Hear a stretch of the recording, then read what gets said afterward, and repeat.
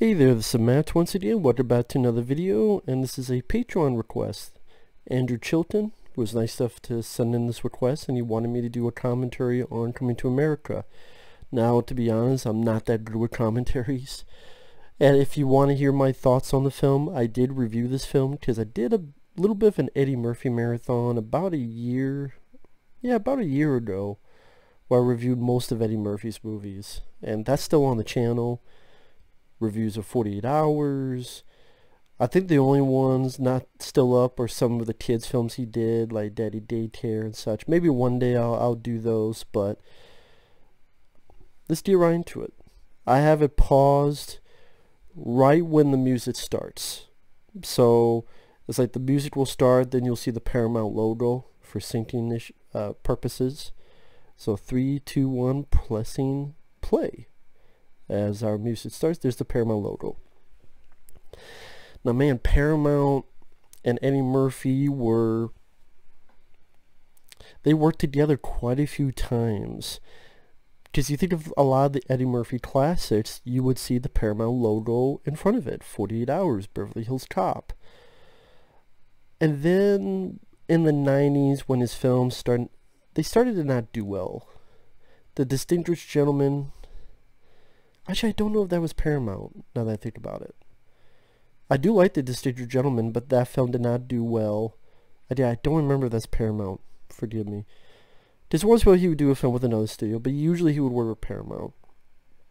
I know the next film he did after this, because this was such a huge hit, despite this lawsuit that, well, Eddie Murphy stole my idea and I want the money for it, because this was a huge hit. I don't remember the culmination of that lawsuit. Obviously, it must have worked out because Eddie Murphy and them are doing a sequel that I don't think you need. You don't need a sequel to this because it's going to be a sequel. It's going to be the kids, but it's going to be the same fucking story. Only Eddie Murphy's going to be like the James Earl Jones role in this. Even if that's not the story, I can't say I ever yearned for a Coming to America sequel. That's just me. But yeah, I mean, with Eddie Murphy, I'm a big fan. Love a lot of his films. Love 48 Hours. I like Another 48 Hours. The Golden Child is my personal favorite. Anytime I think of this music, I keep thinking it's going to go to In the jungle, the mighty jungle, the lion sleeps tonight. I don't know why. Of course, with Eddie Murphy, my favorites would be The Golden Child, 48 Hours, Beverly Hills Cop, 1 and 2. After this, I love Metro. I was get to what I was saying before. In the 90s, sadly, he was doing a lot of movies that flopped. And that kind of hurt. Seems like the combination of Eddie Murphy and Paramount, their relationship, and then ultimately they parted ways. Which was kind of an end of an era in a way, with just how many films Eddie Murphy did with Paramount. Paramount loved Eddie Murphy so much. I mean, it was their golden goose for quite a few years. I remember where Paramount said, "Oh shit, we got Star Trek and we got Eddie Murphy. Let's put the two together." Or there was an idea that probably got floated around for like 5 minutes going, let's put Eddie Murphy's Axel Foley and Crocodile Dundee. Because that's another character we have that was a hit. And the sequel. People forget Crocodile Dundee 2 made $100 million in the US. So it was a pretty big fucking hit. But Coming to America, before this, he had done Beverly Hills Cop 2, which was a hit, which I love Beverly Hills Cop 2. Before they did The Golden Child, which was a hit. They just call it disappointment because it only made 80 and not 180 million. But I still love The Golden Child. And like I said, after this he did Harlem Nights, and man, that was not that good of a movie in my opinion. Big disappointment. And of course this is directed by John Landis, who this is him coming off of the trial because of what happened with the Twilight Zone movie. Because the Twilight Zone movie, 3 people an established actor and 2 kids were killed during the segment he directed because he was irresponsible. Explosions, cascading, not in control in the slightest. Crashed, helicopter crash, killed the 3, and a big trial of why were the kids there, where's the supervision, what's going on, it was too dangerous for those kids to be there, all sorts of stuff. That trial went on for years. Ultimately, of course, this is the joke you get where, can I wipe my own, I can wipe my own ass. Oh, that's hilarious, sir. I would not want anyone to wipe my ass. I'd just be too embarrassed. I mean, yeah, okay, he's rich enough. And look at that, titties. Titties. And ass. I always forget this movie has titties. I don't know why. Because I think Coming to America is this, charming romance movie. Fish out of water. But I always forget, in the first couple of minutes you got titties. And the royal cock has been cleaned. See, I could go with that. I could go with naked chicks, cleaning me that way. But not wiping my ass. That'd be just too embarrassing.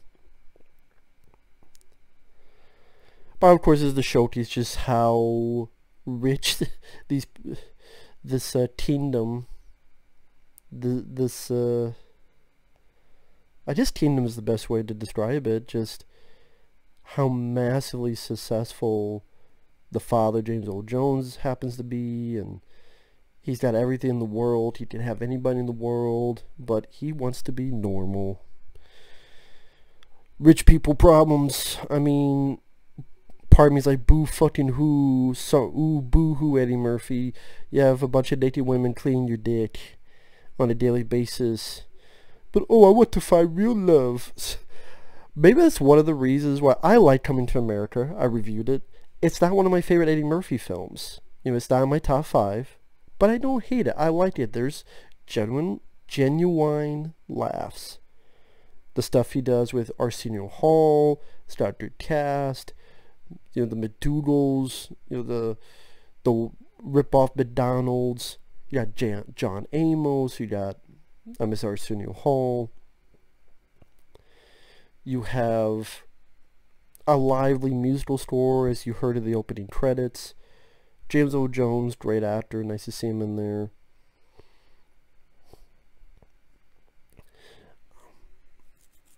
But again, everyone would always talk about this Eddie Murphy film, and I'm just one of those guys like, well, I want to talk about The Golden Child. No, fuck The Golden Child. Well, I want to talk about Metro. I like Metro. Fuck Metro. Well, I want to talk about Another 48 Hours. Fuck that movie too. It's like, well, dude, fuck you, But I actually like these other movies. And I wish The Golden Child had gotten the big hit and better critical accolades that this film got. Because for me, I like Golden Child more than this. I like Metro more than this. Metro was a big bomb, which is why he didn't do those kind of movies anymore and got stuck doing stupid fucking kids films like The Haunted Mansion. And imagine that with kids in their fucking blankies. But anyway, this is better than those, I'll say that. Like Imagine That or fucking Night Professor films, which I'm sorry I'm not a fan of. If I go through his filmography, I love 48 Hours. I like Another 48 Hours. Love the first 2 Beverly Hills Cop films. The third one is pretty shitty. Harlem Nights, pretty shitty. Trading Places, I don't mind, but I think it's a tad overrated. Just I like 48 Hours more. I like the Beverly Hills Cop first 2 films more. I'll say I like this more than Trading Places. I don't hate Trading Places, but at the same time, it's just the whole stock market angle I could never get into, and Eddie Murphy's funny, but Dan Aykroyd, I like Dan Aykroyd, but his character, which I know that's the purpose of it, I don't know, I don't want to get into that. I did a review of Trading Places. You may not agree, but I did a review. If you want to hear my thoughts, fine. But I love The Golden Child. Not only is it my favorite Eddie Murphy film, it's my personal favorite comedy of all time. One of the reasons I love The Golden Child is he is the everyman in that. He's a regular guy. He's a guy I could easily relate to. Almost everything he says I could relate to. Like, maybe I would say the same thing in that situation, or at least that's how I would react. With this movie, it's hard to relate to a character who is this rich. And that's not to say it's a bad film. Hell, I like Iron Man. Can you really relate to Robert Downey Jr.'s Iron Man? No, being a billionaire playboy, but how do I word it? But I don't hate Iron Man, and I don't hate this film either. Again, it's not about me hating the film. Why do I keep stressing that? Because people always want to twist my words. Twist the turns of my words. I liked the film, but as to why it's not my favorite, again, this isn't really a character I relate to much, and his fucking problems I can't relate to. I mean, in a way, I can at least understand to a point of, yes, he wants to love a woman for her mind. I can appreciate that and understand that, and that part is what makes the character likable. And maybe that portion of it we can relate to. It's just with what else he has here. Like, literally, he could probably get $20 million as pocket change with how much money his family has. Put $20 million in his pocket and not have to work at John Amos' place. Arsenio Hall is pretty fun. I would say he's one of my favorite parts of the movie. Just Arsenio Hall's like weird put downs on Eddie Murphy. I do think the best scenes are when the two of them working together.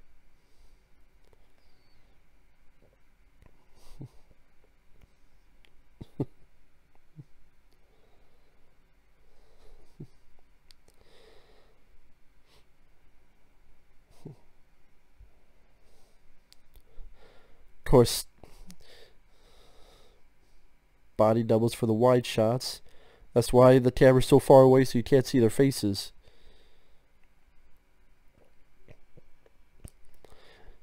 So again, on one hand, the script is smart enough to make it so that the lead character, he has a noble reason as to why the story takes place. Because he wants a woman for the right purposes, so to speak. The noble, moral compass facing honor and facing the direction of, I keep going back to nobility, to maybe a little bit of humility, that he wants someone of equal stature, equal rights, all that jazz, not someone who's just a fucking slave. So that's where, you know, the character can be likable and not totally a piece of shit. But again, it's just that part of me is like, okay, still he has a family, that he has millions and millions of dollars, and it's like, okay, to do all this shit. There's still that part of the cynical brain that's, well, boo fucking who, buddy? I like to have your problems. I like to have your issues. How about we trade places? So that wasn't even a pun I intended. Trade places, trading places. But yeah, John Landis, after the Twilight Zone debacle, Steven Spielberg, who was friends with John Landis, wanted nothing more to do with John Landis again. I think that kind of hurt his career a bit. And then he did some films that were not, I mean, Into the Night didn't do that well with Jeff Goldblum. He did Spies Like Us, which did pretty decent business.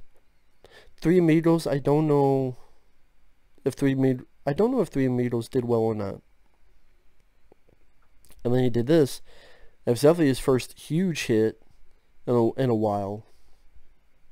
Oh, there's Teen Willie from Predator 2. Voodoo magic.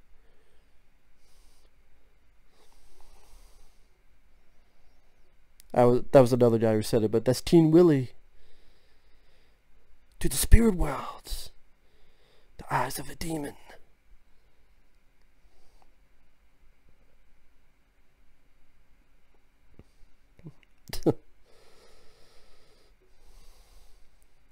But yeah, that guy with the white feathers in his hat, that's Teen Willie from Predator 2.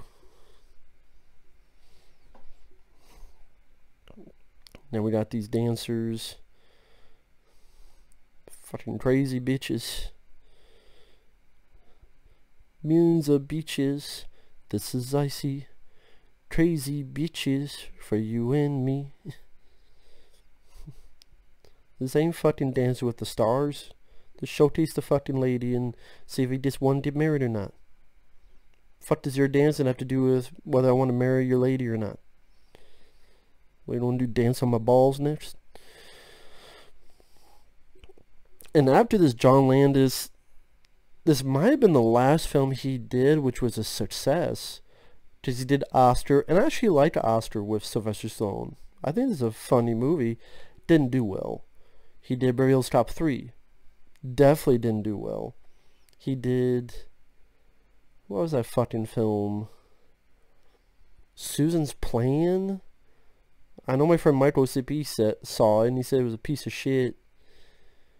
Didn't he also do a film with Tom Arnold or something? And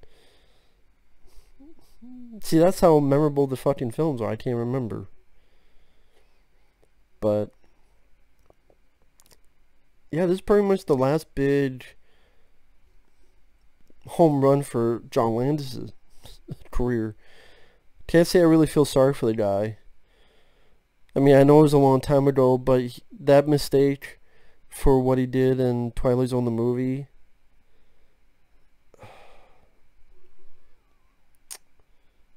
I mean, what more can I say? Kind of lost any sympathy for what happens to the director after that bullshit.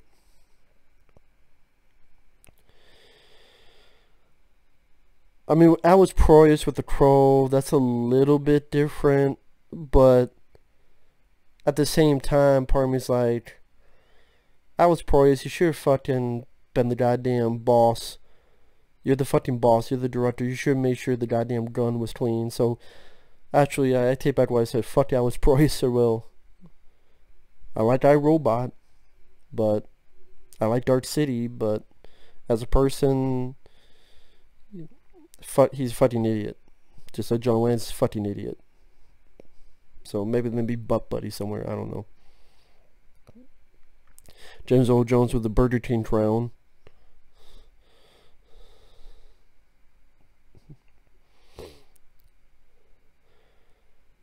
To be used at your discretion.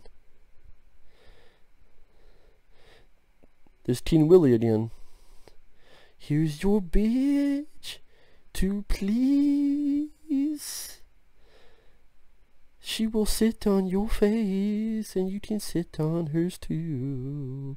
She's your slutty bitch and she will kiss your ass anytime you want. She will kiss your ass every day and night. She won't put up a fight. You don't even need to be high like a kite. But yeah, as for Eddie Murphy, he did Harlem Nights after this, which was shit. And that was a bomb for good reason.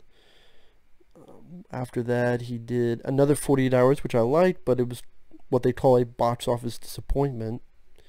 That's why you don't have a Blu-ray worth of shit. And they deleted so much fucking footage from another 48 Hours that entire characters were pretty much lost. Like Brian James, there was a lot more to him, who became the surprise villain. But I liked another 48 Hours. Distinguished Gentleman I liked, but that didn't do that well. Boomerang, I don't mind. I think that did okay. Beverly Hills Cop 3 was awful. That didn't do well. Metro I love. That didn't do well.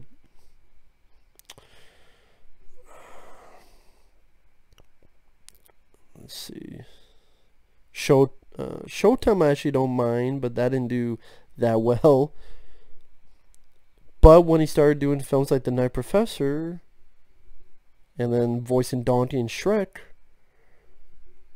those are her biggest hits around that time period. So understandable on a business decision level go in that direction. I mean, on the businesses, I can understand that. But just on a personal taste level, I don't even hate the Shrek films. I reviewed the Shrek films. Except the third one was shitty. Fourth one I didn't care for either. The first two Shrek films I did deal with. I liked. But it's definitely not the Eddie Murphy I prefer, so to speak. This fucking lady barking like a dog and then go oof, oof, oof. As in, she'll do whatever the fuck you want. Yeah, go jump on a dildo. Play jumping jacks with it or something. I don't know. Get the fuck out of here. James Earl Jones with the Burger King crown again. I'm off to meet Jack Ryan later. Tell me what I need to do. What you need, son.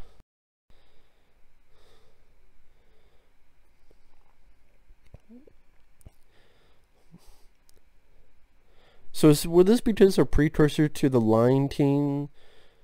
Since, you know, so Eddie Murphy's like Simba, and his father, you know, both James Earl Jones, you know. Hey, there's a zebra. Go figure, like the beginning of the Lion King. An elephant. What's next? A lion?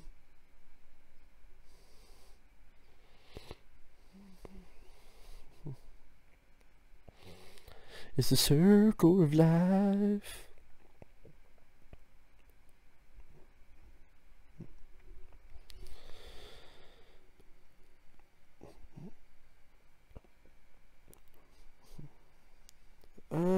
Let's see. And that fucking thing on Eddie Murphy's... I'm trying to look that thing on Eddie Murphy's shoulder. Is that a bobcat or something on his shoulder? Fucking hell. Apparently during the making of this film, Eddie Murphy was a pain in the ass. Because John Landis worked with him 3 times, and the way John Landis explained it, it was like 3 different versions of Eddie Murphy. Like the Eddie Murphy worked with on Trading Places, that was more with energy and vigor and just wanting to be there, wanting to do what he can.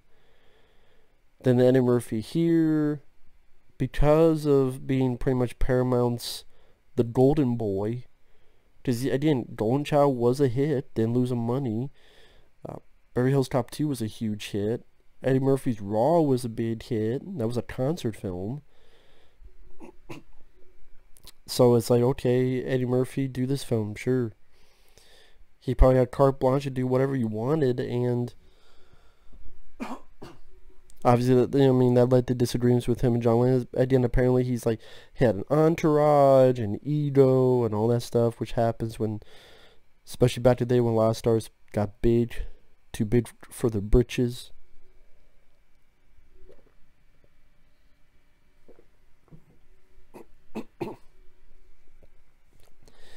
And then Beverly Hills Cop 3, he said that Eddie Murphy worked with was not mean or rude, but just sad. Like, he didn't want to be funny. He wanted to be a bit more serious and just seem more meh. More eh.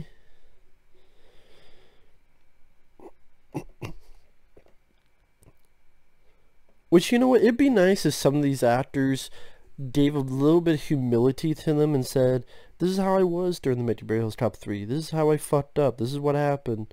This is what all was going on through my mind. But, you know, I would have more respect with an actor who does that.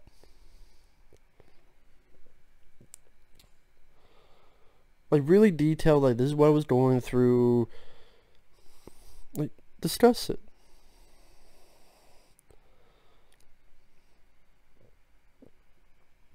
I think it was, now that with the Paramount thing, Vampire in Brooklyn, and then The Nutty Professor. I think it was something like he wanted to do The Nutty Professor. Either Paramount told me he couldn't do it, or someone else, and he's like, fuck it, I'm doing The Nutty Professor. And that was kind of separation from Paramount. That's Jay Steinfeld, this cab driver. Now, if you don't know who this, well, 99% out there will not know who the fuck this guy is, Jake Steinfeld. Back in the day, there was these things called Body by Jake. These infomercials and such about getting you into shape. And also, he was a star as a killer in this really horrible slasher film that technically takes place around Thanksgiving. It's called Home Sweet Home.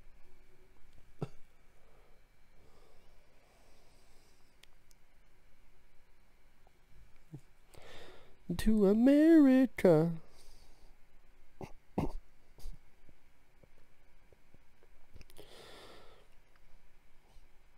Nice music here, lively music, which you hear that song later, but with lyrics. This is more the digital instrumental version. Of course, there's the barbershop, which you're going to have multiple characters played by Eddie Murphy, which that was the start of that in movie form. And that's another thing. This was the start of Eddie Murphy doing that shtick where he would play multiple characters. That just has never been my favorite part of Eddie Murphy, is playing multiple characters. Whether it be in Vampire in Brooklyn, whether it be in the Night Professor films. And yes, that's something I really ever cared for.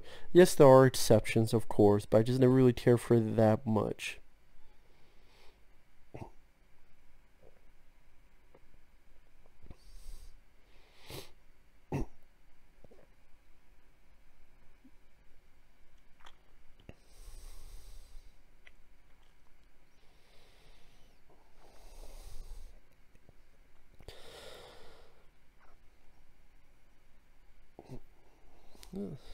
Like, this is Eddie Murphy Terry just so excited that someone threw trash out a window.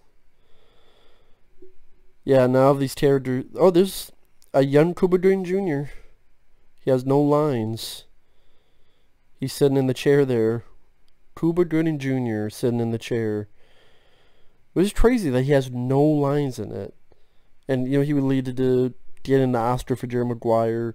He worked with Eddie Murphy and Norbit, among others. He was starring Daddy Day Camp, which is a sequel to Eddie Murphy's Daddy Daycare. Let's see, that's Eddie Murphy. There's Arsenio Hall with the glasses. There's Eddie Murphy again.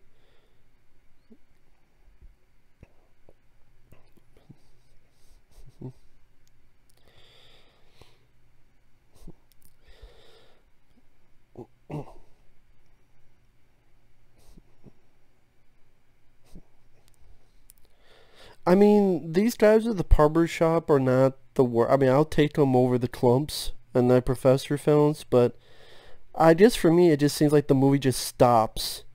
Like, okay, movie, stop the story, stop everything. Let's do this SNL skit with these old guys, and Eddie Murphy's playing, or Arsenio Hall playing them. Now we're back to our story.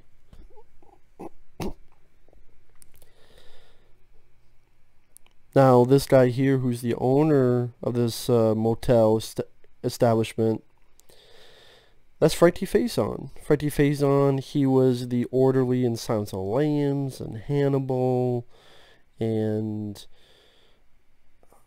he was in this film I reviewed called Highwaymen. Made quite a few other films too.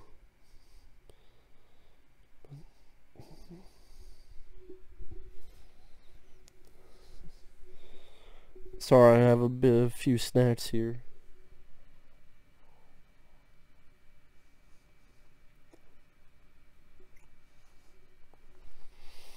Did that guy unconscious just fart? Yeah, because we needed that. We needed the guy to fart. Yeah, because I'm sure they got so many laughs in the audience. How about when they walk past the unconscious guy, the guy lifts his head up, puts it down, and farts?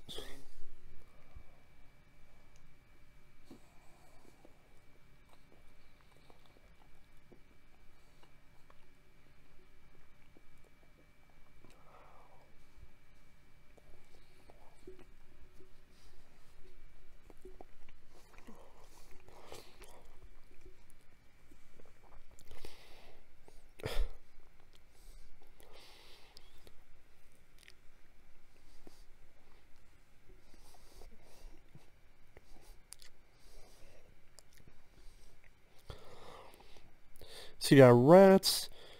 A blind man and his daughter was killed here. Looks like there was blood on the walls behind them. That's the thing with... Again, hurts the relatability I have with this character is that why the fuck would you take this room? I mean, he could get any fucking place in New York. In Queens, I should say, and... This is a funny bit, though. Yes, fuck you too. See, like, there are moments like that that are genuinely funny. Again, that fish out of water element. Although, honestly, I'd just rather watch Crocodile Dundee for fish out of water than this.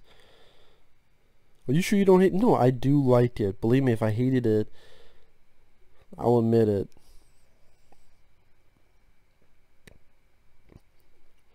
Again, these two do work well together.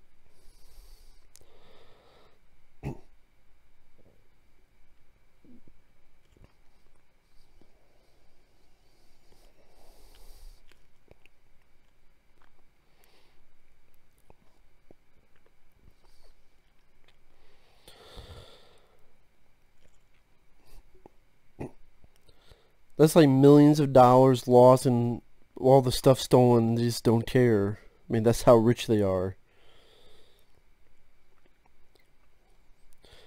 Should ask my friend Effrey, do people in New York dress like this? Like Eddie Murphy, Arsenio Hall here. This is another one of the funny things. The soul glow. The greasy ass Jerry curls. Your soul glow. That's a hilarious commercial. Just with the... It's the song. Just let your soul glow. Greasy ass, like... It's like you making out and you're ready to swim. Or drown in grease.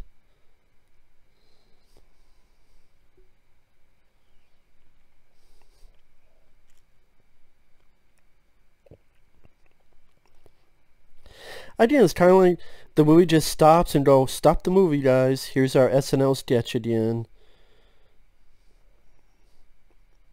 And again, none of this deals with the story. None of it deals with the plot. And also, it's humorous. I'll give you that. It's humorous. But, you know, there are people who did... Many people who laughed their asses off at this scene.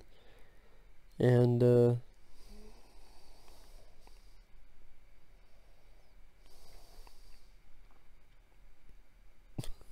see, moments like that, you know, I don't know how old he was, but he got his ass whooped.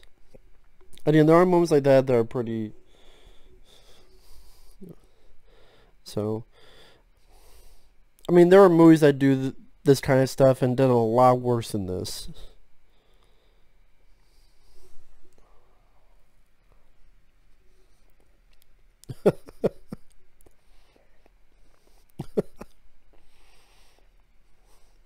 So, I mean, sure, I'll take back a little bit what I said. I mean, there's some fun stuff.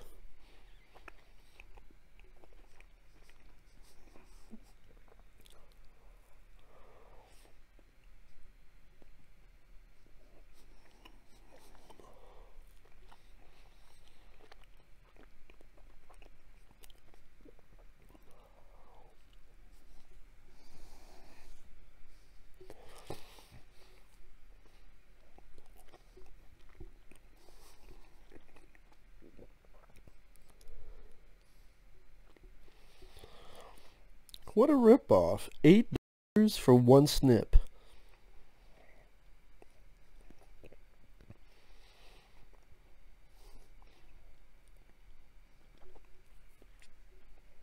Like, literally, that took like 5 seconds to do, and $8. Wow.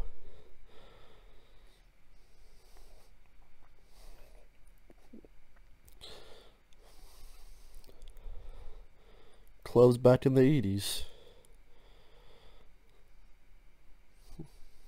It's the clothes that give away with the 80s. The women couldn't dress that hot, it'd be too sexist.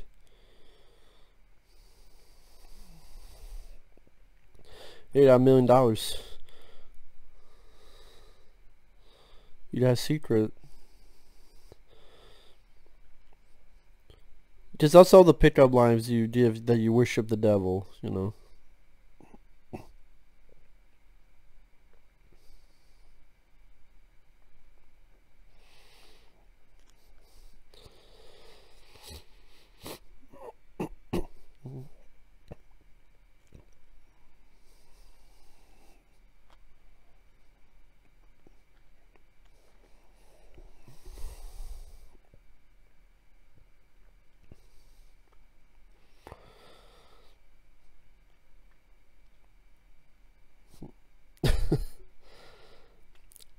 I like that bit, yo. I'm into the group thing. Arsenio was like, I like that idea.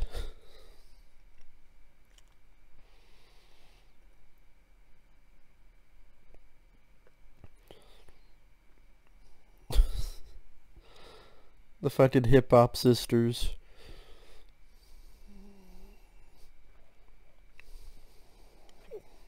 And this girl just won't shut the fuck up. You know, lady, there's something better you can do with your mouth. Would you like me to show you? It'll be a lot better than talking. Damn, but they must not be thirsty. Their drinks are still full. Oh, now they got a different drink. There's Arsenio Hall again.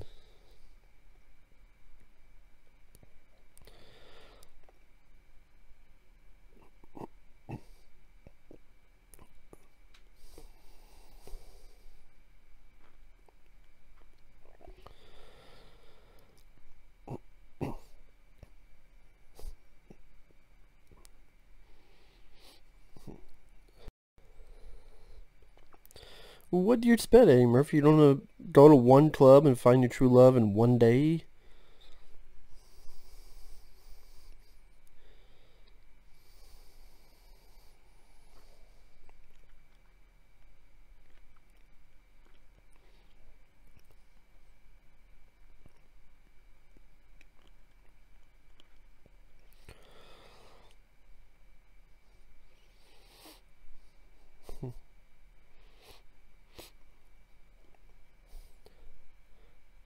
So pretty much going to Black Awareness Week.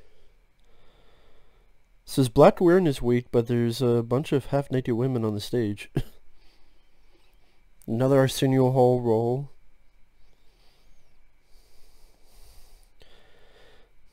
I think that's, again, one of the other things that, you know, makes me not love this as much as other people when Eddie Murphy's filmography. Again, the movie kind of just stops to, okay, we gotta concentrate on this character Arsenio's playing, this character Eddie Murphy's playing. The only reason this scene exists is so that let Arsenio play as if he's on SNL skit.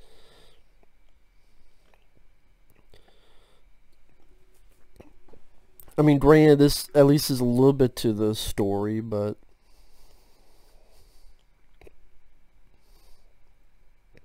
a little bit to the story because he was sponsored by Soul Glow.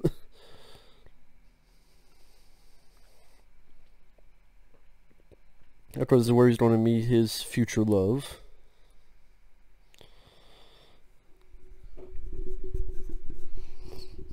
They're right there.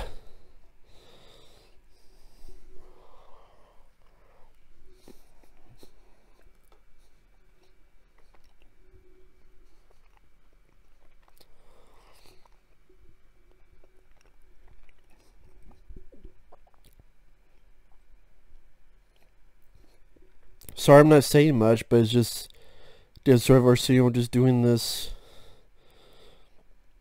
I don't know, minister impersonation? I don't know how the hell you describe it. Just then we're going to get into Eddie Murphy as another character, this time singing, which I never cared for this bit, never did, even when I was a kid.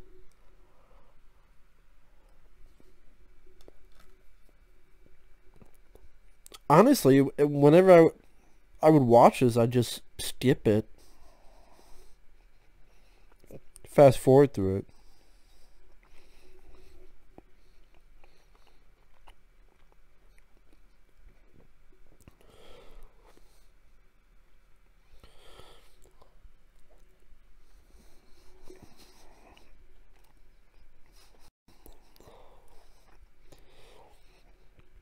He's at the Jericho, of course, because the solo.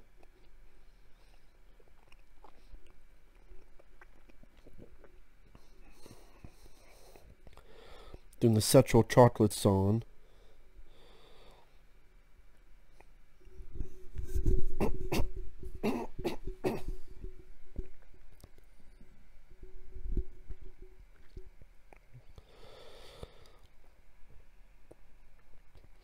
Oh, just with the scene, I'm pretty much the crowd. That's really it is. As the viewer, I'm exactly where the crowd's at. And then you got John Amos. John Amos from Good Times. He was in Die Hard 2. Been quite a few other stuff. I think The Beastmaster.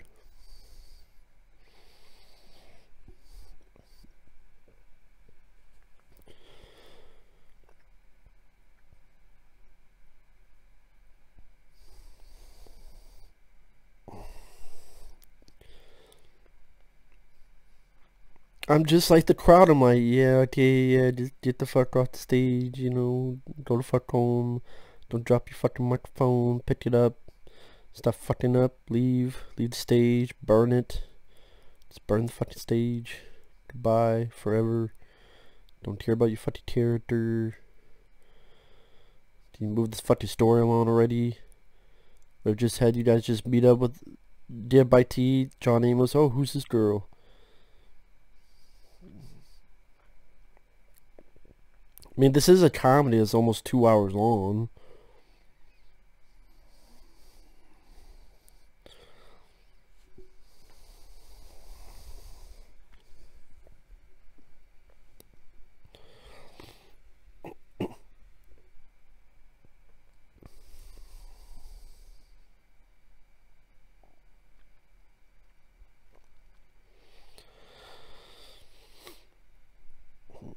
Now, of course, there's the girl that gets Eddie Murphy's fire lit. There's Eric LaSalle, who finds success on the TV show ER. He was also in the film Jacob's Ladder a year or two after this.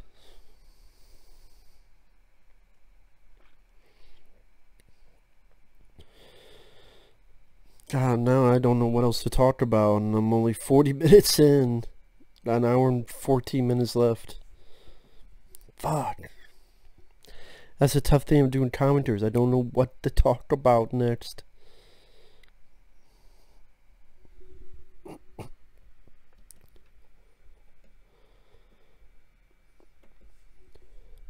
Yeah, give us your fucking money now.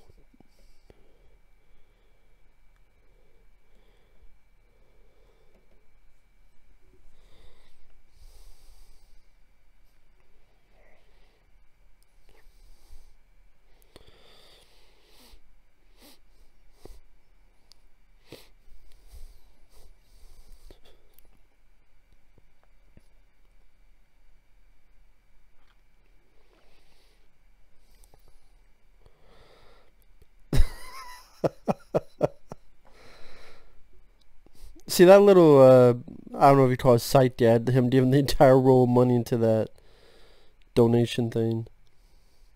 I think it was like Arsenio Hall's reaction that made me laugh about that.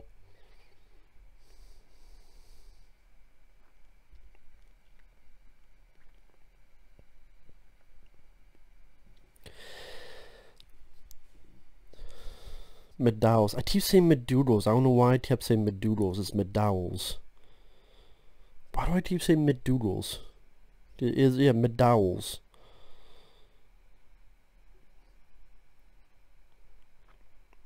I wonder where the entire idea behind this McDonald's ripoff came from. Like the golden arches, but they're slightly different. It's McDowell's, it's McDowell's, the McDonald's.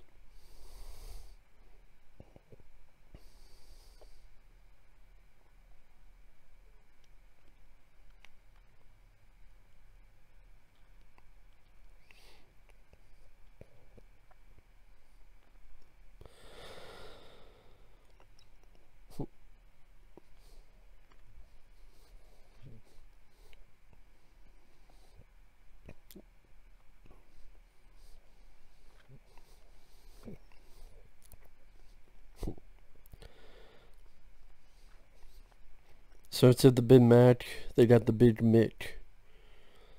Of course, that was Louis Anderson who spilled that stuff. Louis Anderson, stand-up comic. He was also the voice of Life with Louie cartoon.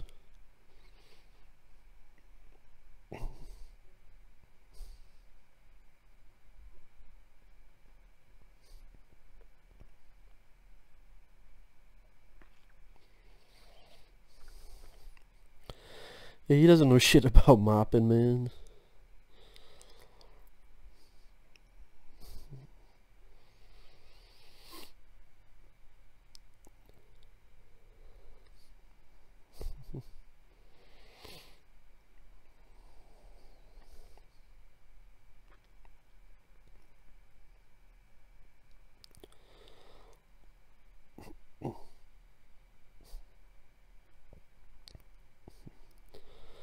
Girl almost has a Marty McFly vest on.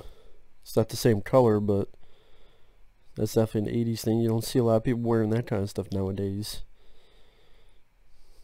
Just people thought they were going to drown on land in the 80s. Little life preservers they're wearing.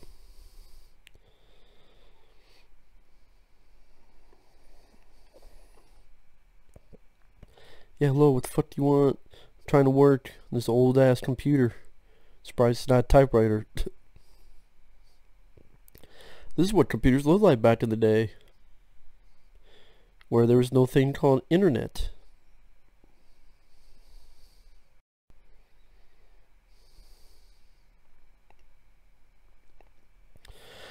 There's no trash bags in that wastebasket? You don't have trash bag in there?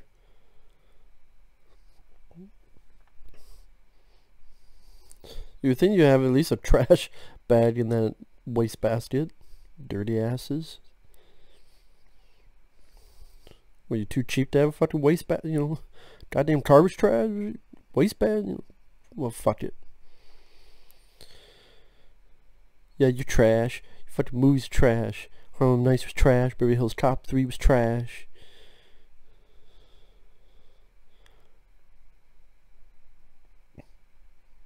Now we got the version of So Glow that sounds like a porno.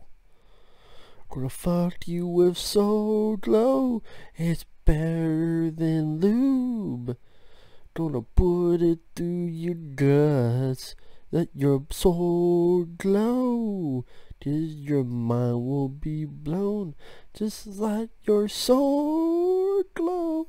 That's the sound you'll make when you come out. Let your shine it up and put it up your hole.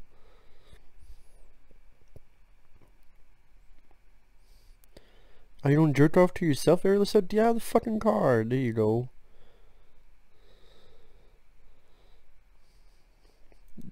Daryl Strawberry. No. Stop taking my fucking shit, boss. Sorry, kid. My boss is a fucking ditch, so I did you another goddamn thing a little bit. And my boss is a fucktard. John Amos, why don't you go out with him since you love him so much? You know, take some of his hair from his afro, put on your head. Garfield. God, I forgot all about those Such a Cup Garfield. That was the thing you saw all the time back in the day, those Garfield suction cups, usually in cars. You don't see that nowadays, though. Because nowadays people don't know who the fuck Garfield is. Can't blame them. What have they done? 2 shitty CGI live-action movies? What else would Garfield? Not much of anything.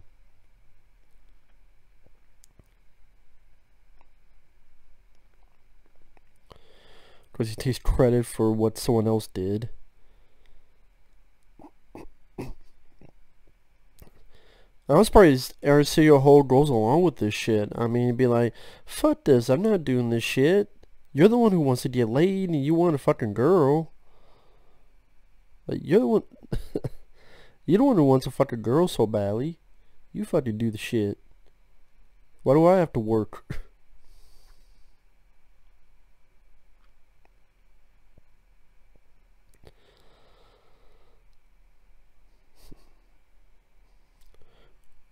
Kunta Kinte is a reference to Roots. For those who might not get that or might not remember, there was this TV miniseries named Roots back in the day, very successful, with LeVar Burton, who played Geordi on Star Trek Next Generation. He was a star of, again, this miniseries about slavery called Roots. Character was Kunta Kinte. Because there may be people who watch this and be like, what the hell is Kunta Kinte?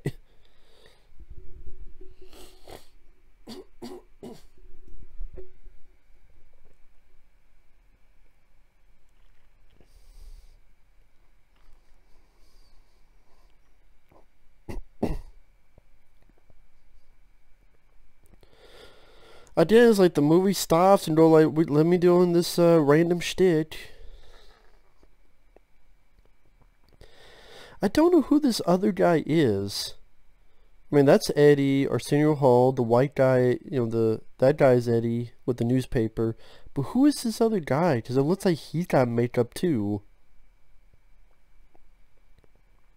This I should mention, the makeup is Rick Baker, who of course worked with Eddie in The Night Professor, I believe. And Rick Baker, I mean, see, that guy looks like he's got makeup too. But yeah, Rick Baker, I mean, he's very successful in American Wolf in London, among many, many other accomplishments.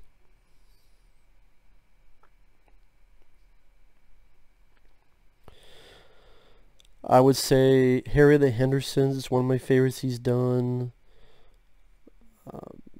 I love Harry from Harry and Hendersons. I love the design look of Harry. Also, Mighty Joe Young, that was a really good one too. When he did the Bill Paxton movie.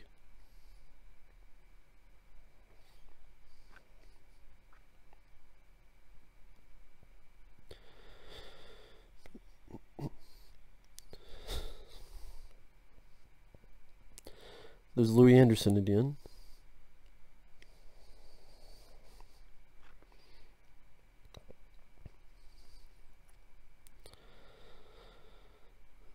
I am surprised with McDonald's being...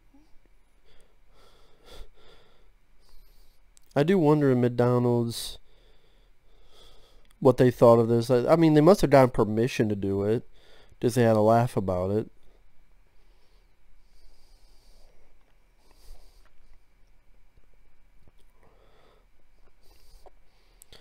They got a nice place to themselves. Look at that. Pretty big, lot of space. Like a poodle for a dog. Where the fuck? I'm not going to breathe a dog's fuck yet. Looks like a fucking poodle to me.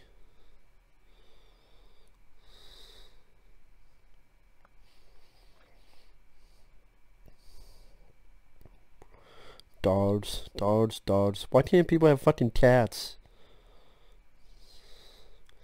Fuck is this? This is your eviction notice. You gotta leave. Actually, we're giving you a you, oh, too late.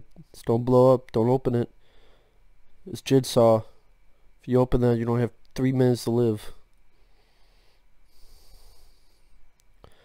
Diamonds are forever.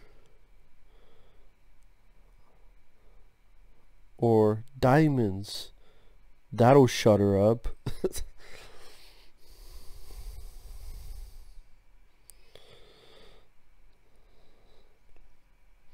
You know what, those type of earrings, she's gotta be careful. If someone's gonna take them, just yank them off.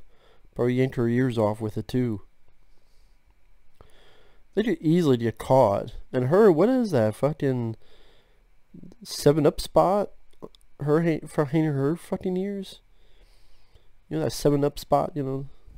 Even made a video game of him. She killed the 7-Up spot. Put it on her fucking earrings.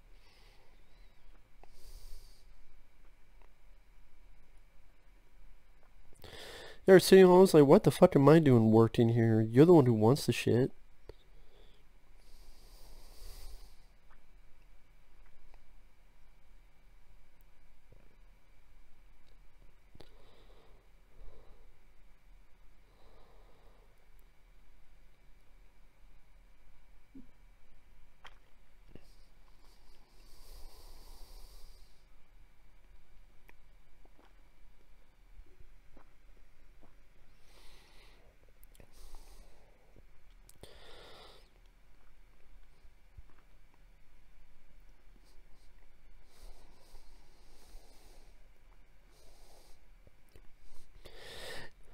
when he gives gifts like those earrings, I'm trying to think, like, what does he expect of the girl? Because he doesn't tell her, oh, they're from me. There would be no way she would know it's from him. It seemed like he was never going to tell her. So what is the actual reason for him giving her the earrings? It just doesn't really make any sense when you think about it for a minute. Again, he sends her these gifts like the diamond earrings. For what reason? Because she will never know it's from him. He will never tell her the truth. He was never intending on it. I mean, he says he's got a plan, but he really doesn't. Otherwise, he could have just told the truth. Hey, I'm from Africa. I'm rich, but I like you. I want to talk and meet with you.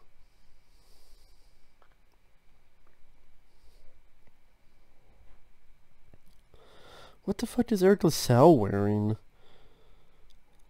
What the fuck is it? It's like a sweater that's not finished.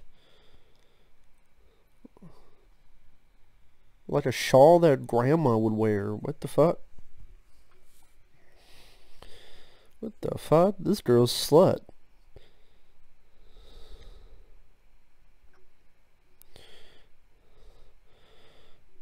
You know, you're right. Wearing clothes is a new experience. How about I take them off and you can suck whatever is revealed, Eric LaSalle?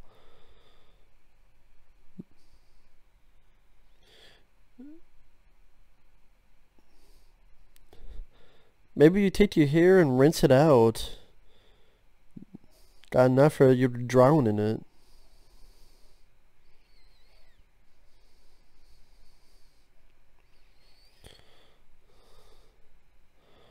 Use your hands, huh?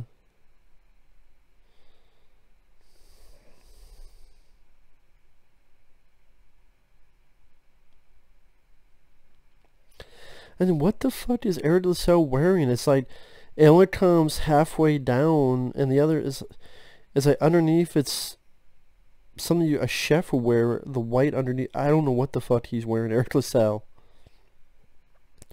Now this guy recognizes him. Shut the fuck up. Be like, what the fuck is this? We are boyfriends.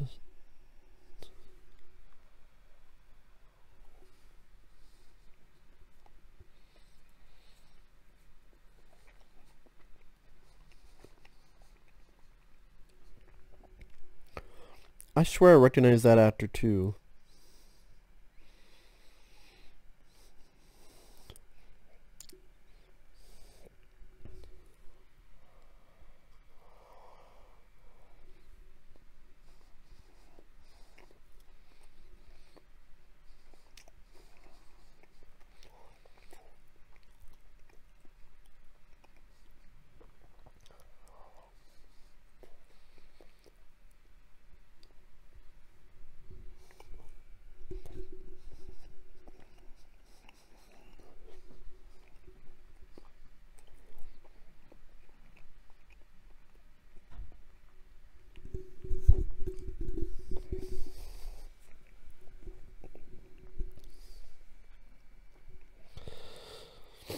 Got more of that Soul Glow in the background there for advertisement.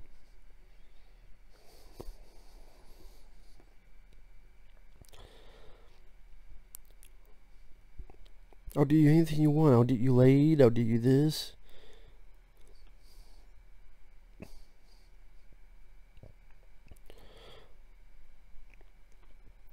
Just take this guy and throw his ass through the meat grinder. I don't know.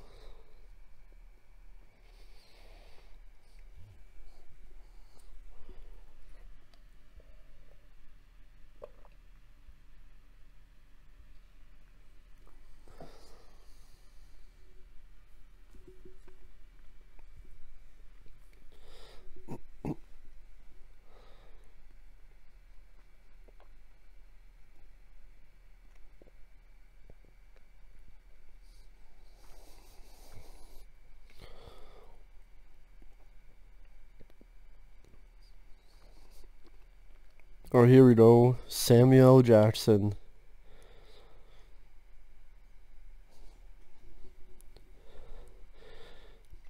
It's kind of weird that Eddie Murphy and Sam Jackson never really worked together on a much bigger capacity compared to this. You would think that would come up sometime eventually, but it never has.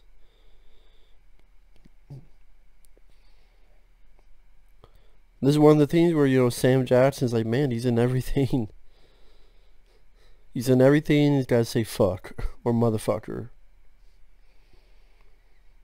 Surprised he didn't say motherfucker in Star Wars. You mother forcer.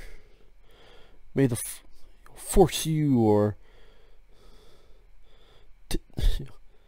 take that forcing gun out of my face.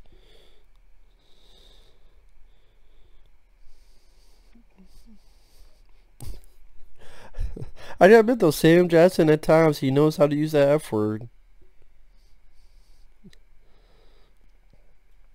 And that's in like Sam Jackson.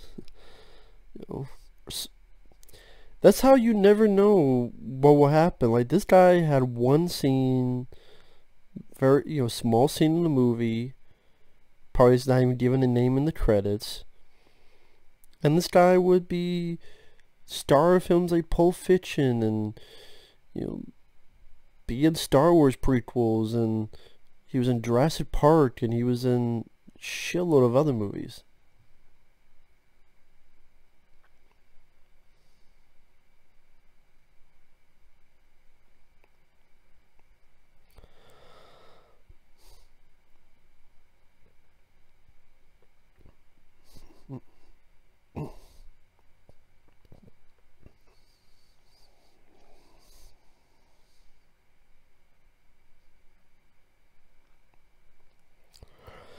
That is really fucked up though with John Amos. It's like, okay, you guys saved people's lives, you saved my business from being robbed, so as payback I'm gonna have you guys be outside when it's cold as fuck to take tickets and work for me on another level. Not like a party, invite you, have fun, but it's like, come here to work, especially in cold ass outside.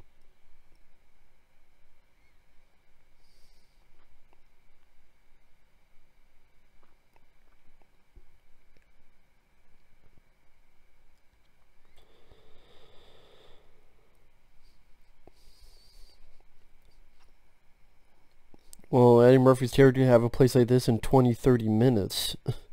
Not 20, 30 years, John Amos.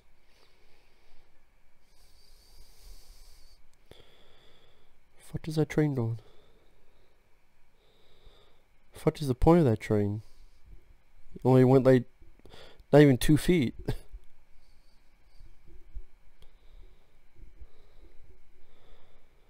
Yep, keep all the glasses full. Don't drink it all. Don't stick it up your ass. Don't turn to an enema. Just don't go too overboard on it.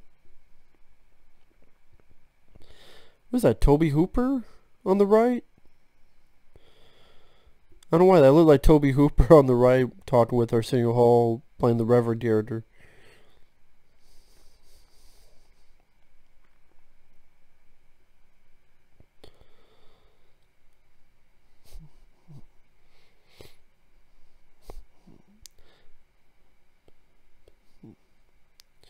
You wouldn't have done shit, Aerosol. One hit, the fucking grease in your hair would be sliding down your eyes and make you blind. Oh shit, I'm blind. I'm fucking blind. I can't see shit.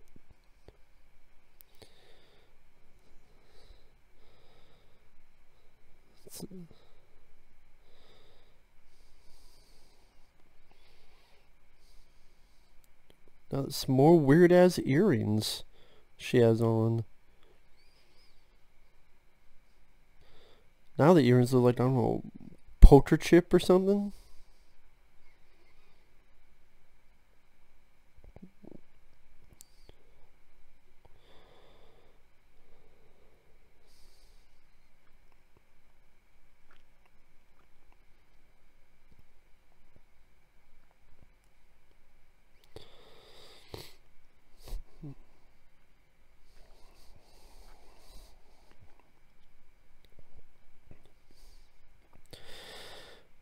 is a bit weird that, you know, Eddie Murphy and John Landis did not seem to like working together on this movie, or at least a lot of issues and problems. But yet, a few years later, it's like, hey, Beverly Hills Cop 2. Beverly Hills Cop 3. Beverly Hills Cop. The fucking stains, man. Goddamn Jerry Curl grease. Even the grandma's got the grease. Shit. More grease than the movie Grease. But I would say a bit weird that they were going to work together on Beverly Hills Cop 3. If I was John Landis, I would have said, no, you hate me. And then Eddie Murphy's like, well, I had a bad time working with him coming to America. But it's like, I just like, hey, it was a hit.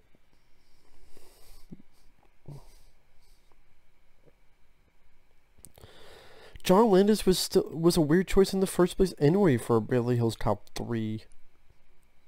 Didn't make any sense. Does Beverly Hills Cop, you would think you need at least a little bit of action. At least Martin Brest, you know, did films like Midnight Run. Granted, that was after, but I mean, he had a handling of it. But I just like, well, you know, John Landis did the Blues Brothers, those car crashes.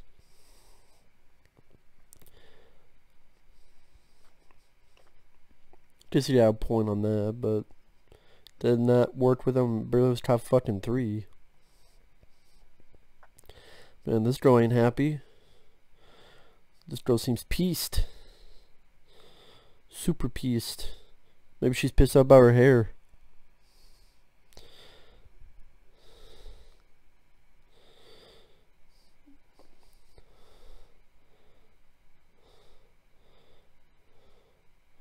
Around here, as we go to the pasture, we did a little 2020.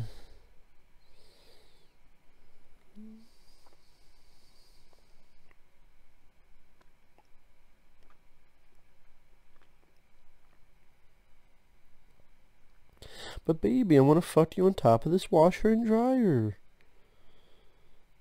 It's the hair, right?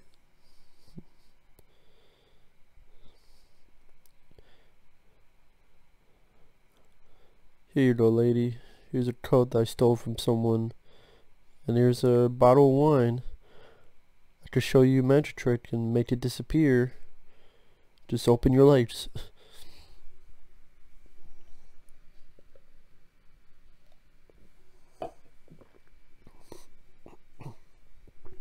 Okay, we will get drunk together.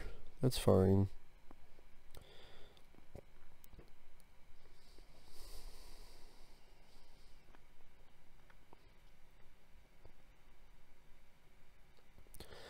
So can we swing like kids or what? I'm surprised those swing sets don't fucking break.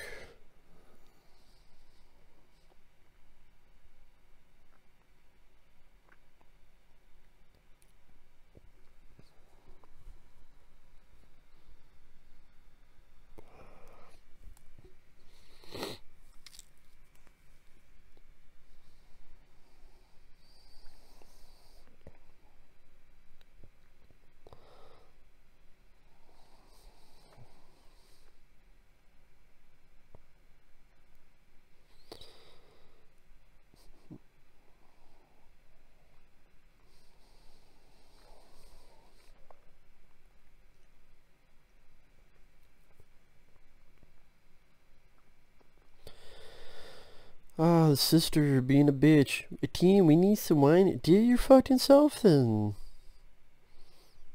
Bitch, you ain't doing anything. God damn. Do it your own fucking self.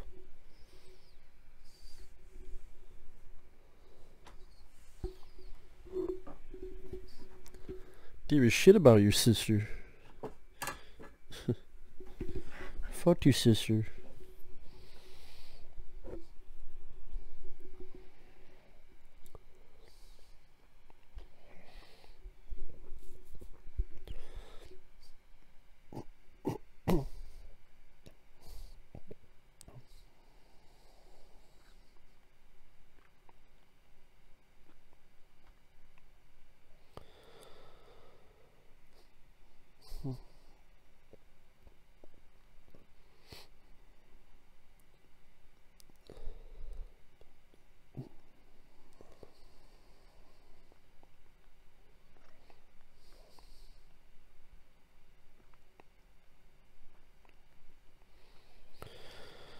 I don't blame Arsenio Hall. It's like if I had the ability to be in a rich ass place, I would take it, not want to work this shit job.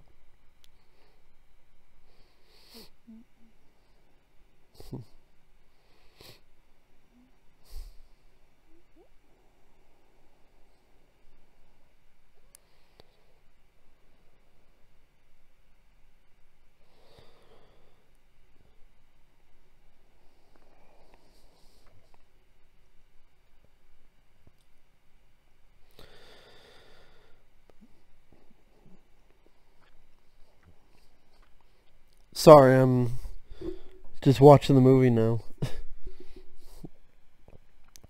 So sorry about the dead space, dead air.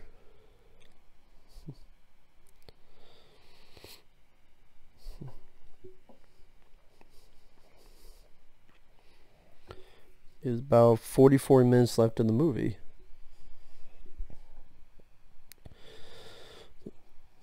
I will say, I think this movie goes on a little bit long. I don't think it need to be almost 2 fucking hours long. That's just me, though. And that's just me.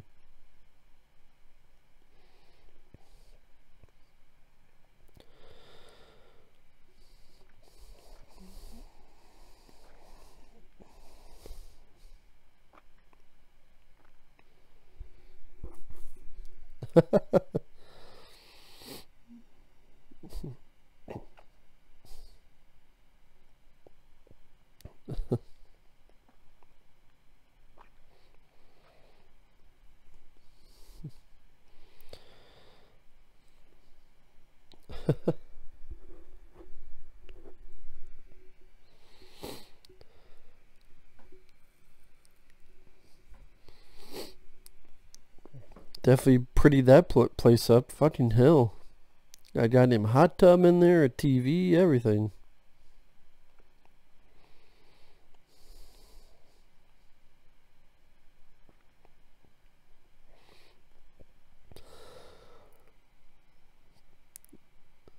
You know, you can invite her in and just make some other fucking lie up.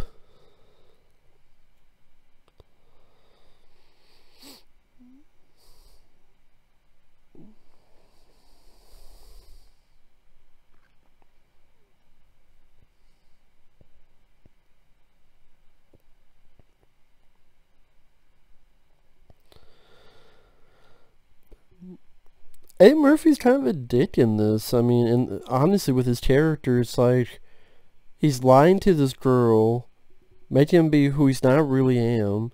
He's taking money that's not his. He's taking Arsenio Hall's money and punishing him when he didn't really do anything wrong. It's like, if I have all this fucking money, I don't want to live shitty because of you and your fucking lying ass. It's not my fault you can't tell the truth and you're fucking lying about it.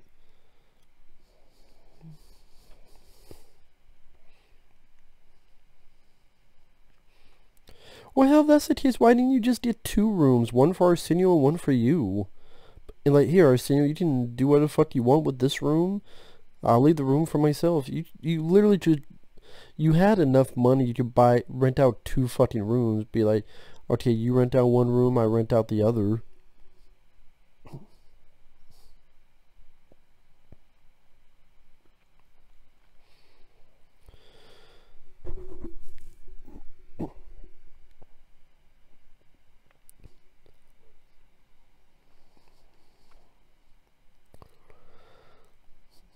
The Twin Towers.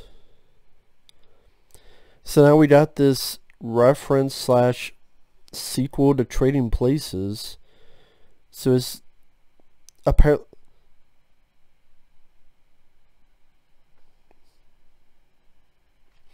it's the same characters' names and the same actors.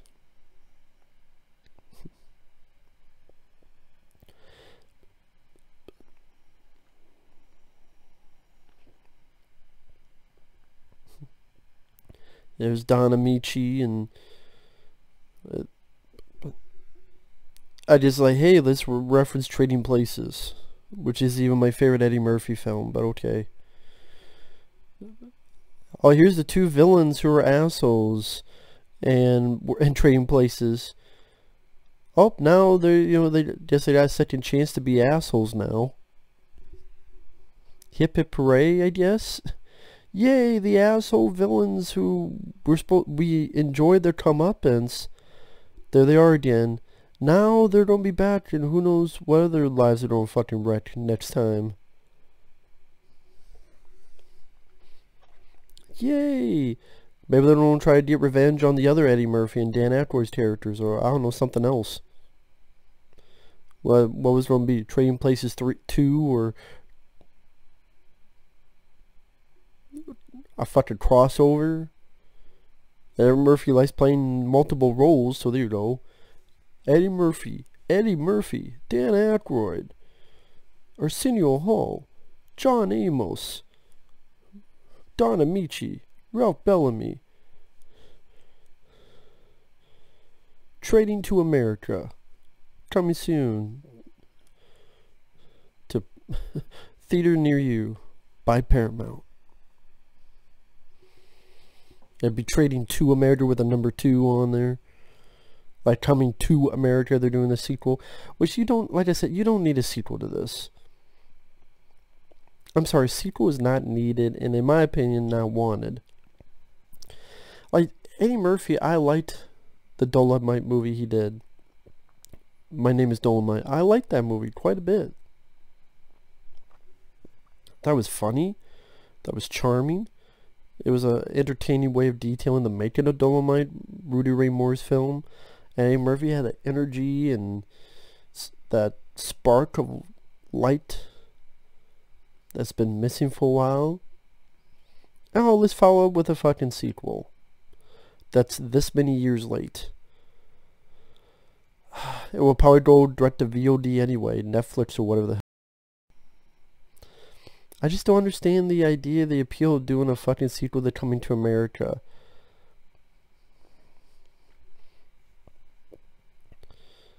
I'm sorry, I just don't see it being worth a shit.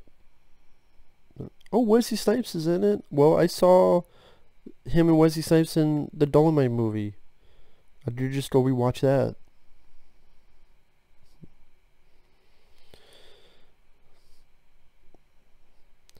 I know there was also some TV pilot where they, because this film was a success, they wanted to make a TV show.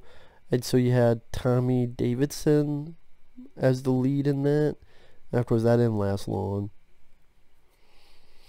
This is what happens a lot, is when a movie's that successful. Oh, can we make a TV show out of this? Uncle Buck, they try to have a TV show. Well, actually, they try to have a TV show twice with Uncle Buck. They try to have a TV show with Ferris Bueller's Day Off. They try to have a TV show with Working Girl. I think they tried a TV show with that Diane Keaton film, Baby Boom. Again, they try to have a TV show with a lot of their fucking movies. Hell, they tried to have a Billy Stop TV show many years later, and that didn't even work out. So, it's like, when are you going to learn to not do that and stop?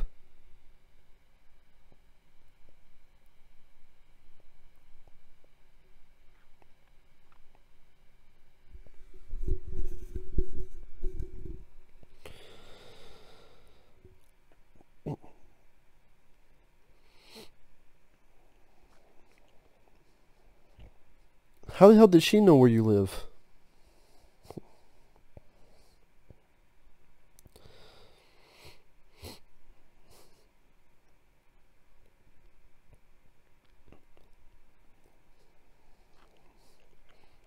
Again, this would have been fine if you just, I don't know, just had 2 fucking apartments instead of the same one. You could have afforded 2 apartments in that building.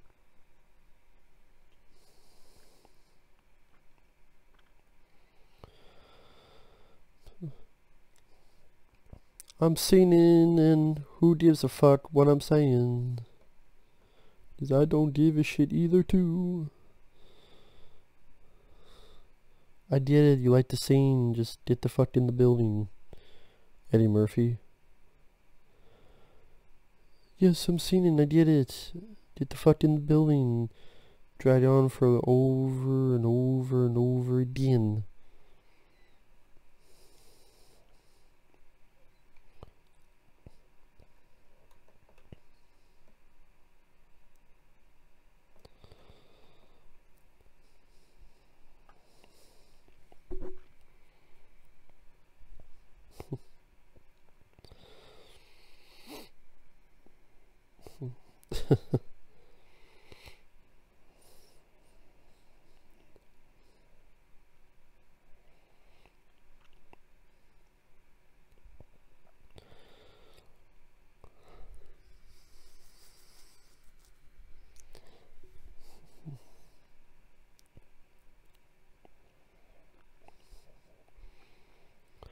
They did guess who you are.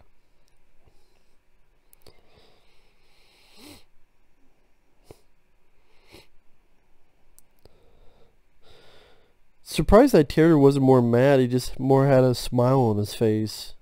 Eddie Murphy's character.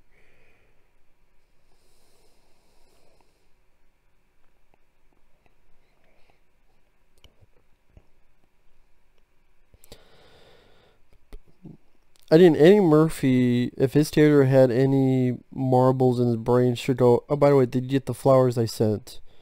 Yeah, I sent you some flowers because of blah, blah, blah.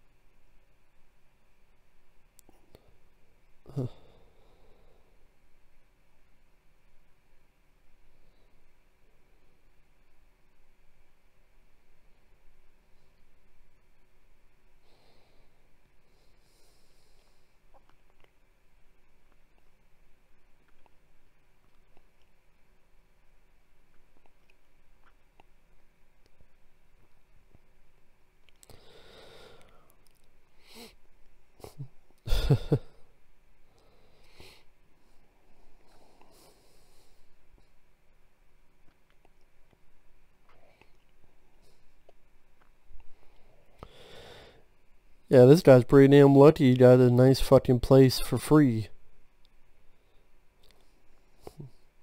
Fuck are these kids doing? Who are they waiting for?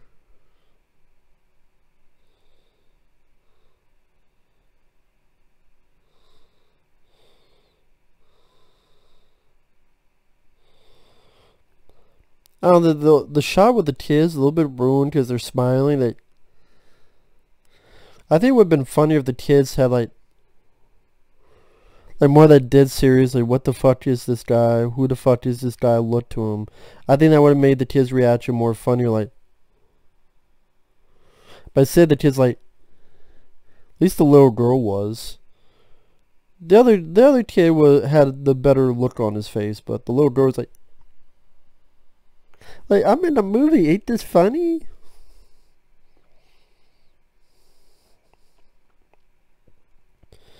But, holy shit with these clothes.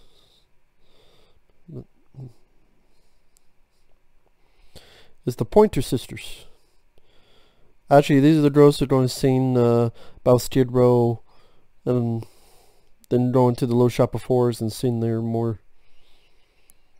Little shop of terror.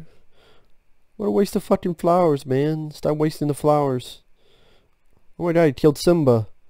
The father has come back. See, The Lion King is actually a prequel, and James Earl Jones is a reincarnation of the dad, and he went back and he killed Simba. He's wearing Simba. My son fucked up. I don't like how you ran my kingdom. Time to die. He killed Simba. He killed Matthew Broderick in 19. Murdered his ass. Now he's wearing him. Why did you kill your son, James Earl Jones? Why did you kill Simba? Did you eat him too?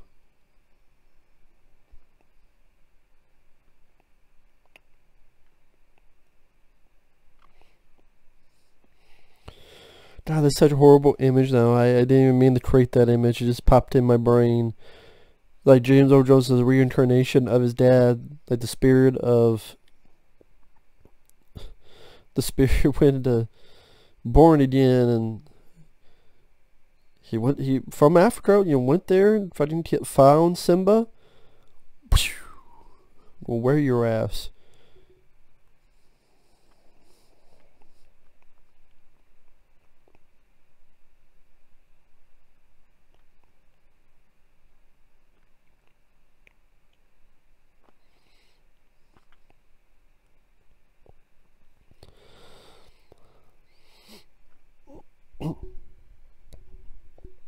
James Earl Jones is not happy.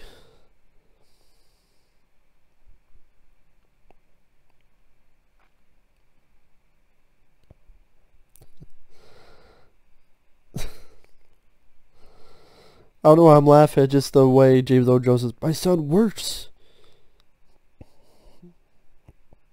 This is one of the funniest bits. See, there are moments like that are funny. Arsenio Hall. Arsenio Hall is definitely one of the best parts of the film. That's a hilarious reaction. Immediately closes the door.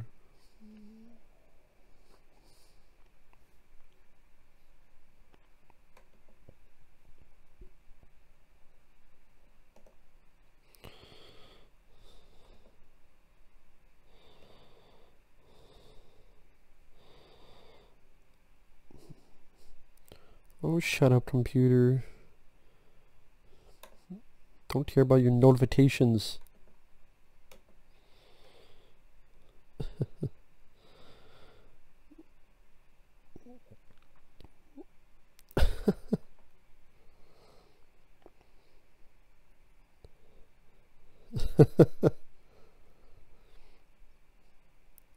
I like the fact that you have Arsenio Hall's character. This is supposed to be his punishment, to be bathed for a long time, be in a nice place, be cleaned by beautiful women. And he's like, yes, I'd be the same way too. You know what? Weirdly, I can relate more to Arsenio Hall's character than Eddie Murphy's character. I think that's the thing with me in this movie is like, again, Arsenio Hall, I like more as a character than Eddie Murphy's character, and I relate to Arsenio Hall more. And part of me wishes I could follow his character more than Eddie Murphy's. So sometimes when I do reviews, sometimes when I talk about films, a lot of times I have to talk about it out loud to really gather my thinking on a movie. I know that's stupid, but it's just how it is sometimes. A lot of times with me. I think that's the thing is that, again, when I looked at this film, I'm like, Arsenio Hall seems like a more fun, entertaining, in a weird way, relatable character than Eddie Murphy's character.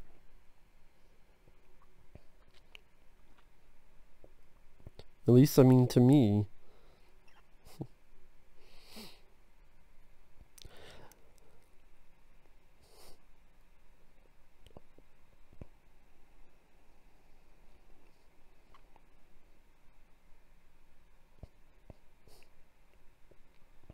I am looking up info on this film.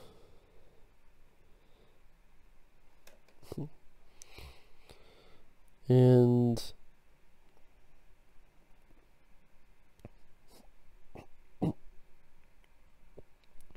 this is what Eddie Murphy had to say soon after the film came out about John Landis. We had a tussling confrontation. We didn't come to blows. Personalities didn't mesh. He directed me in Trading Places when I was just starting out as a kid. But he was still treating me like a kid 5 years later during Coming to America. And I hired him to direct the movie. I was going to direct Coming to America myself, but I knew that John Landis had just done 3 fucked up pictures in a row, and that his career was hanging by a thread after the Twilight Zone trial. I don't understand the 3 fucked up pictures, because I think Spies Like Us was a hit, but whatever. I figured the guy was nice to me when I did Trading Places, so I gave him a shot. I was going out of my way to help this guy, and he fucked me over. Yeah, I don't know how he fucked you over. Now he's got a hit picture on his resume, a movie that made over $200 million, as opposed to him coming off a couple of fucked up movies, which is where I'd rather see him be right now. Again, Spies Like Us was a hit, and Three Amigos, I mean, I don't know if it was a flop. Might have been a, quote, disappointment. And then years later, they did Beverly Hills Cop 3.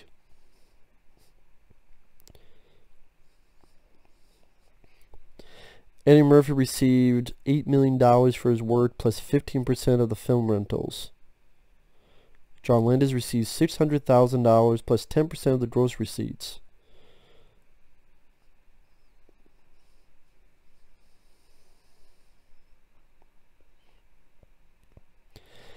Paramount canceled press screenings of the film after initial negative reaction.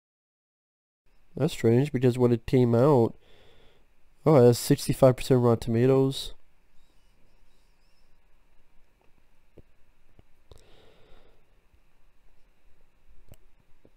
Has an A on Cinema Store.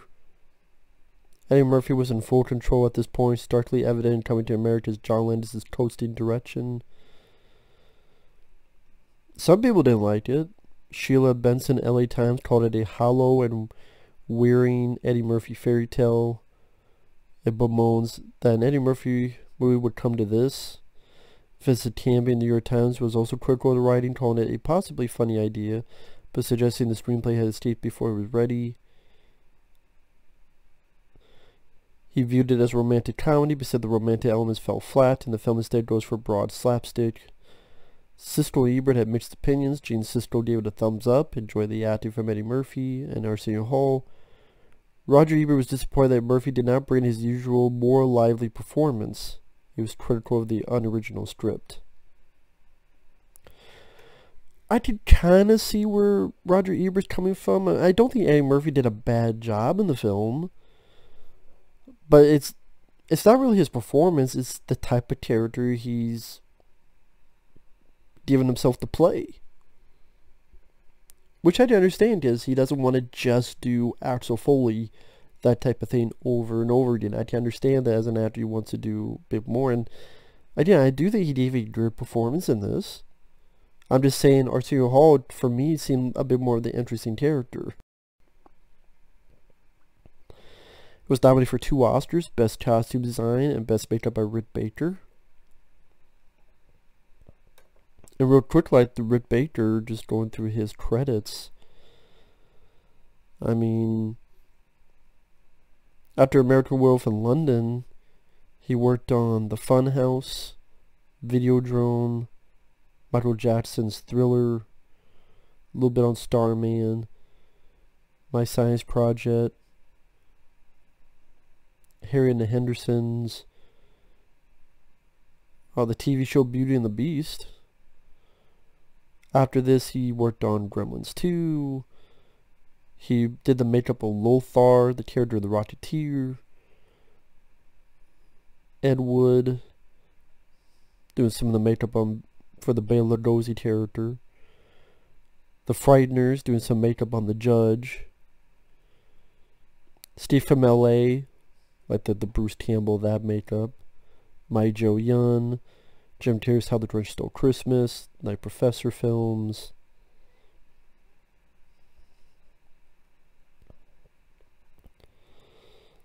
Men in Black.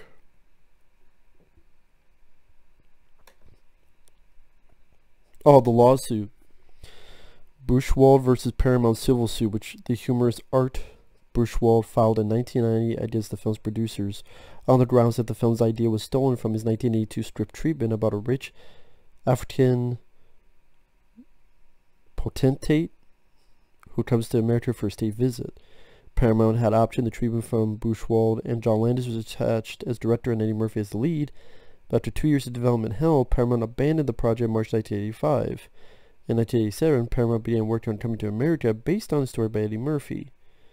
Buchwald won the breach of contract action, and the court ordered monetary damages.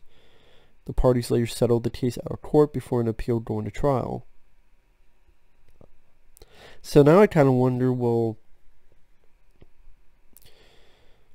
does he also get paid for the sequel, or because that was settled, okay, now they can do the sequel? I don't know.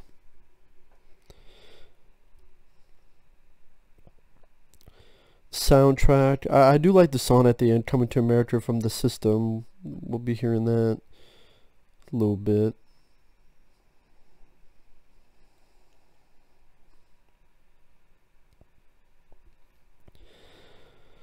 Oh yeah, the TV pilot, produced for CBS following the film's success, starring Tommy Davidson as Prince Tariq and Paul Bates reprising his role as Oha. The pilot went unsold but was televised on July 4th, 1989 as part of the CBS Summer Playhouse pilot anthology series.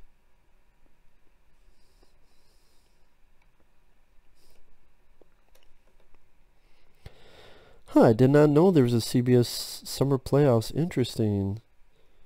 Huh.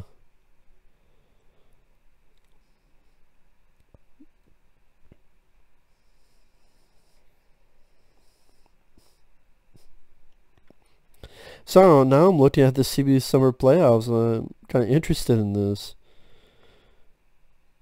Revival of the Saint. Andrew Clark starred as Simon Templar. Come through the next generation. Modern day descendant of Cain, played by David Darlow, hopes to turn his estranged son Brandon Lee away from a life of crime.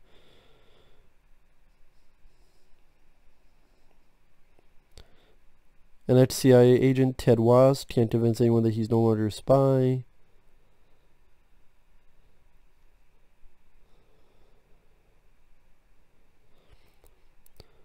A Muppet sitcom. A children's show puppeteer is torn between spending time with his visiting 5-year-old son and saving a show in this Muppet sitcom from Jim Henson called Puppet Man. A small-town New England police chief, Matt Salinger, is assigned to keep his eye on a government-protected witness, Robert Beltran. Oh, Robert Beltran from Night of the Common Lola McQuaid, whose cover may have been blown.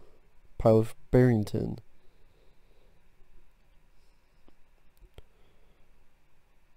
A doorman on Park Avenue, Richard Lewis, gets involved in the lives of his tenants and king of the building. A scientist, Scott Bachelor, experimenting with teleport technology, manages to merge himself with an experimental probe that is designed to adapt atomically to any threat. The scientist is then recruited by a secret government agency to go on missions. As the probe technology adapts itself to higher and higher threat levels, the scientist becomes less and less human. Infiltrator.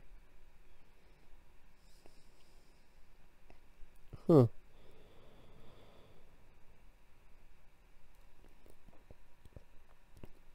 Sorry, I'm almost done with it. Just looking real quick.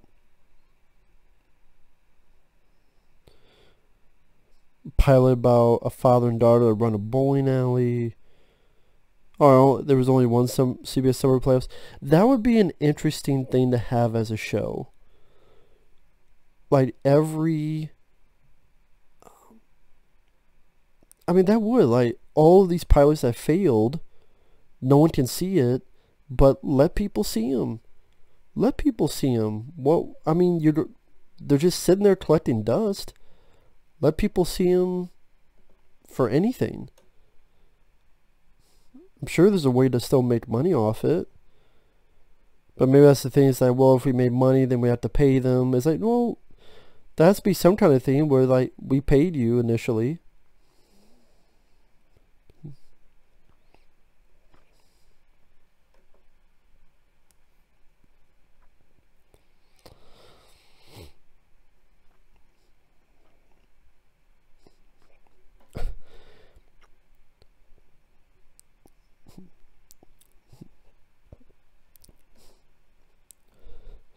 At least that's nice that, John Amos is actually defending his daughter. So John Amos is not just about it's not just about money for John Amos. He really does care for his daughter.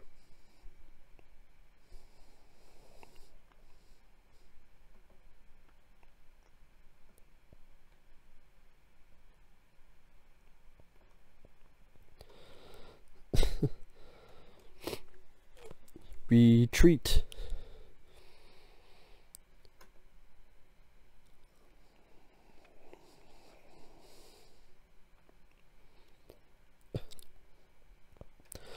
Oh, wait a minute, though. Wait a minute. I've been told... I did a review of Playing with Fire. And it's funny, in my review of Playing with Fire, in the comments someone said, well, why... You said you don't like Nostalgia Critic. What are some reasons you don't like Nostalgia Critic? He's one of the guys I referenced when I reviewed Playing with Fire, because he said, oh, this movie's so bad. Look how many dog reactions there are. Look, in this scene here, you had a bunch of times where it cut to the reaction of the dog going this, going this. But wait a minute, I've been told if you do that, that's a bad movie. But I bet if you ask the Nostalgia Critic, these guys, what do you think about Coming to America? They'll say it's a great movie. Oh yeah, but then you're bitching about dog reactions. I mean, Playing with Fire is a horrible fucking film with John Cena, but it's not because it shows dog reactions. Give me a fucking break. This movie has dog reactions in this fucking scene I just saw. when James Earl Jones and is arguing with the girl's father, John Amos, and all this other stuff.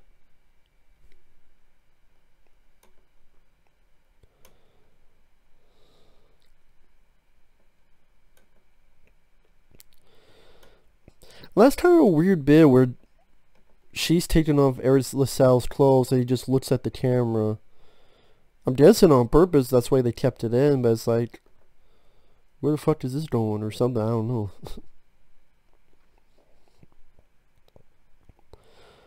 But yeah, there was a TV pilot of this. I'm sure it could be found online.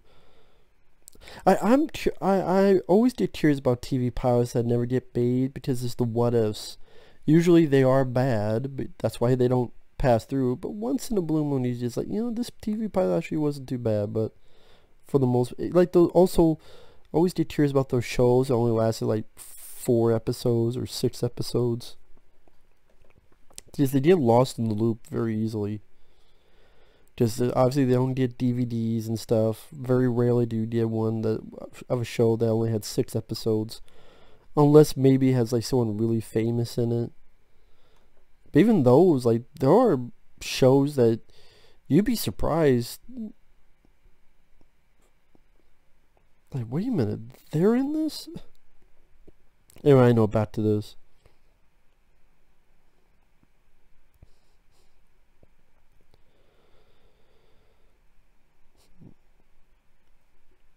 Trying to see if I can find any info on the sequel. I mean, yeah, this film was a huge hit.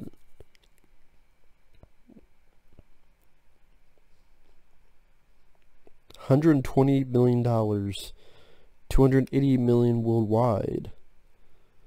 And on the weekend it came out,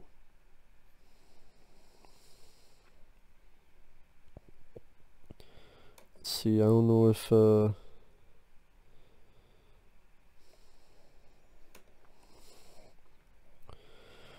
debuted number 1 with 21 million. Number 2 was Who Framed Roger Rabbit. Number 3, Big. Number 4, Bull Durham. Number 5, Crocodile Dundee 2. Number 6, Red Heat. Number 7, Great Outdoors. Number 8, Big Business. Number 9, Willow. Number 10, The Presidio. This is like the top 10 of the weekend came out, which was 4th of July weekend. So, damn, Paramount had a lot of faith in Eddie Murphy. Just 4th of July weekend is a pretty big weekend for a movie to come out.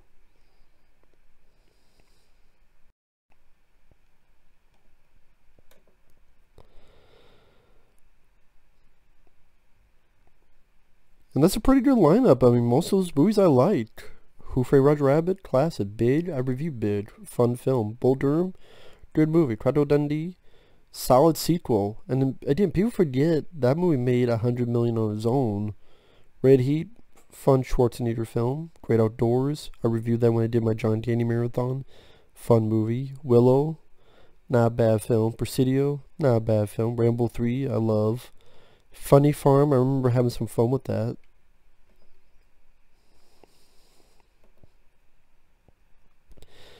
So now we get the sequel from the director of Hustle and Flow. It's the same guy that did the Dolomite movie with Eddie Murphy. John Landis puts the Fate sci-fi movie See You Next Wednesday on the subway wall. Dolomite Is My Name. I think, yeah, I accidentally say they call me Dynamite, but it's Dolomite Is My Name. I always get that title mixed up. I don't know why.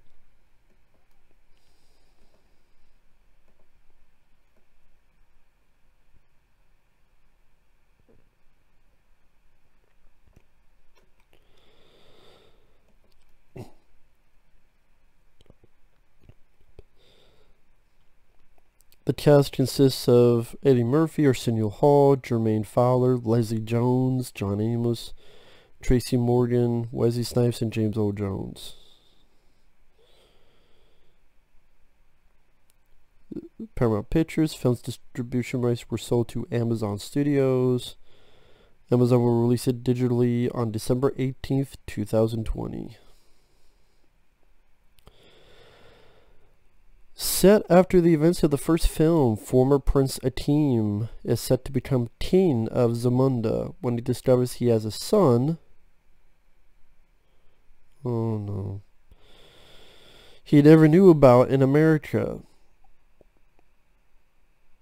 A street-savvy Queens native named Lavelle, honoring his royal father's dying wish to groom this son as the crown prince, Akeem and Arsenio Hall set off to America once again.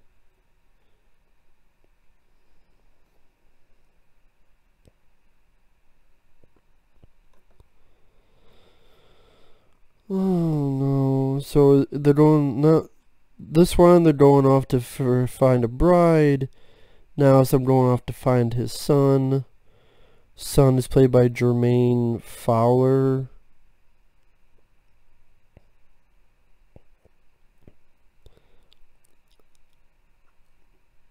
Don't know what this guy's done. Okay, he was one of the actors in Sorry to Bother You, which I reviewed. I already forgot who the hell he was in that. He wasn't the lead.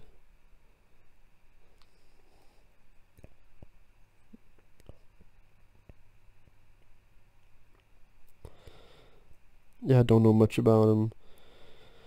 Oh my god, so he is going to be a... Look at the cast.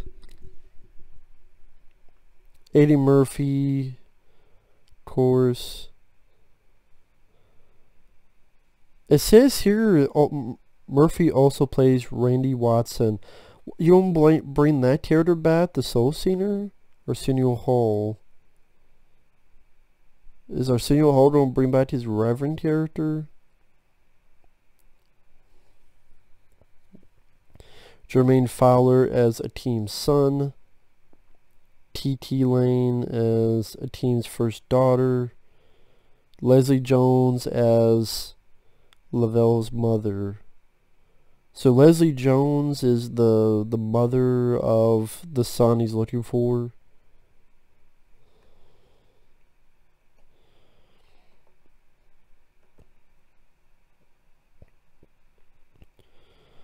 Okay, so yeah, they have Shari Headley coming back as we see her being revealed as the bride.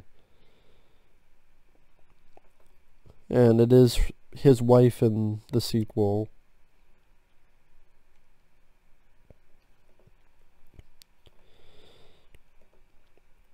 John Amos is back.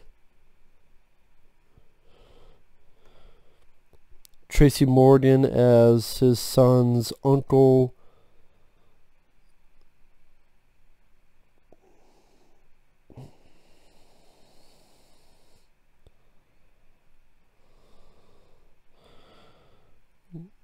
Wesley Snipes is General Izzy. Okay, James Earl Jones is a teen. Apparently he dies in the movie, so they already gave that away in the plot synopsis. Louis Anderson, he'll be back in the movie, I guess.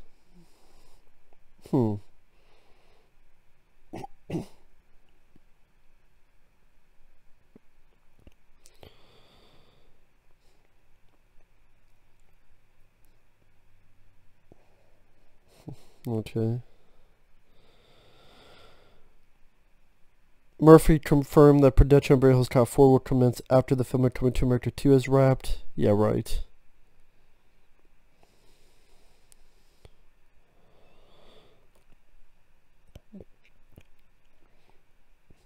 Here we have... I liked when they did this back in the day. You don't see this a lot of days now, but back in the day when they did the end credits, they would give each actor, here's them in the movie, then their name underneath. I don't know, I like that. It gives respect to the actors and actresses, and also just a nice way to give a visual representation to who the actor was. Like, if you don't remember the character's name, oh, that's who it was, okay. Yeah, they don't do that a lot nowadays, but that one girl's name was Feather? Oh, was it Feather or Heather? Just Feather? Okay. Curtis Hall, okay, that's who it was. Don't know who that is. Oh, Samuel Jackson got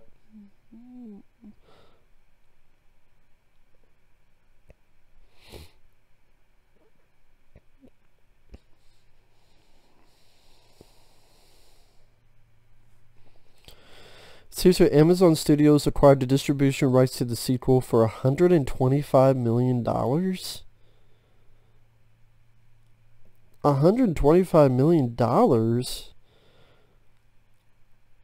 There's gotta be more. There's no way they would pay that much for one fucking movie. Are you serious?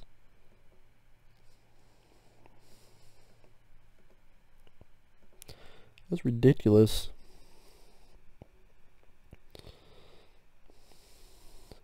Can you see that boy coming to America? I do like this song. It's a catchy song.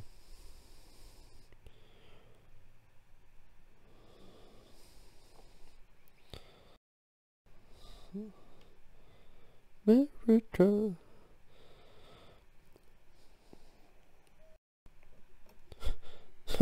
Wonder if they'll bring that song back.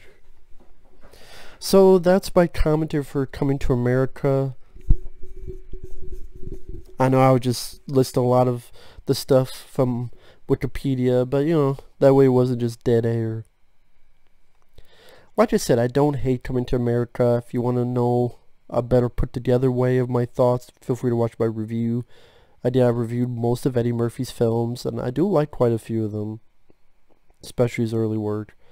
But again, Eddie Murphy, his performance is not bad. Arsenio Hall, James Earl Jones, John Amos is a good cast. There are some funny moments in it. I can understand. I mean, the romance is fine. It's fine. I mean, I didn't hate the romance as much as other critics did, but at the same time, I can understand what they mean about the script. Yeah, at times the movie seemed like just to stop okay, here's Eddie Murphy playing these characters, here's Arsenio Hall playing these characters. I'm like, can you move the story along?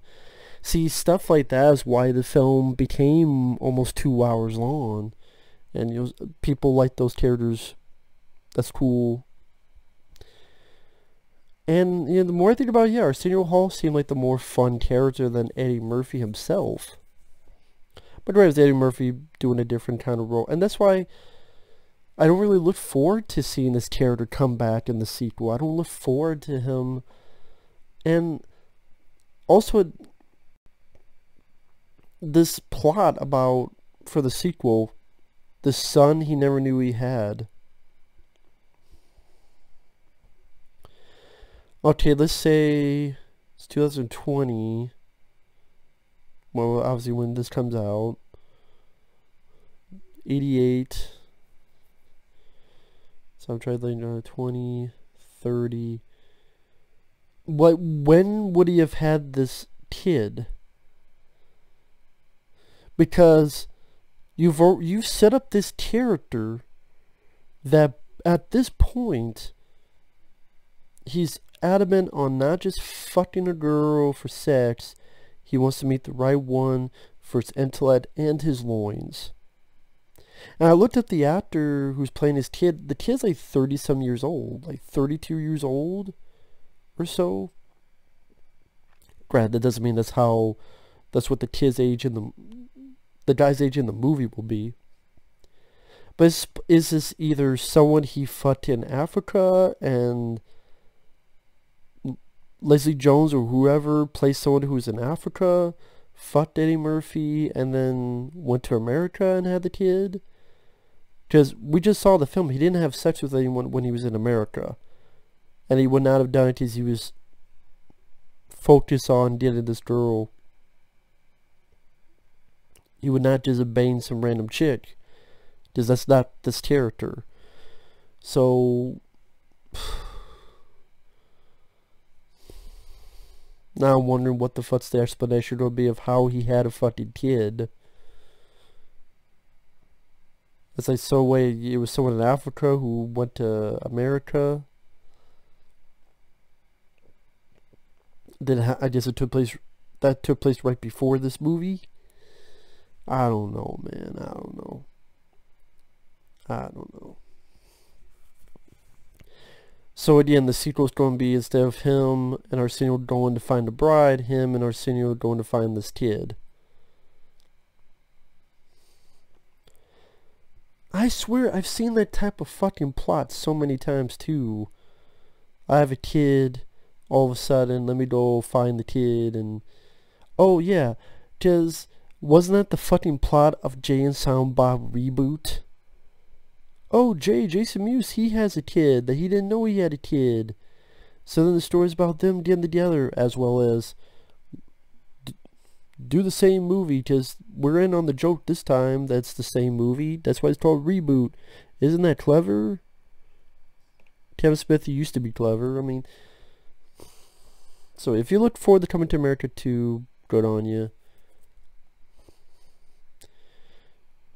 Eddie's like, oh, I'll do Beverly Hills Cop 4. No, you won't. It's never going to happen. It's too late. And maybe that's for the best. You know, that Dolomite movie you did? That was fun. If you want to do movies like that. But anyway. That's my commentary on Coming to America. Thanks for watching. We'll see you guys later. Bye-bye.